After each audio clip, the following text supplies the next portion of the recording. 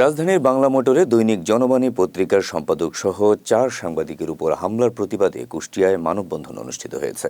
বৃহস্পতিবার বেলা 12টায় কুষ্টিয়া প্রেস ক্লাবের সামনে জেলার সর্বস্তরের সাংবাদিকদের ব্যানারে এই মানববন্ধন কর্মসূচি পালন করা হয়। সম্প্রতি রাজধানীর বাংলা মোটরে দৈনিক জনবাণী পত্রিকার সম্পাদক ও প্রকাশক শফিকুল ইসলাম, ব্যবস্থাপনা সম্পাদক রাজু আহমেদ শাহ, বিশেষ প্রতিনিধি বশির হোসেন খান এবং অনলাইন মাল্টিমিডিয়া সম্পাদক আতাউর হোসেনের উপর সন্ত্রাসীরা হামলা করে। আর এই ঘটনার প্রতিবাদে বৃহস্পতিবার মানববন্ধন করে কুষ্টিয়ার সাংবাদিকরা। মানববন্ধনে হামলাকারীদের গ্রেপ্তার ও দৃষ্টান্তমূলক শাস্তির দাবি জানানো হয়।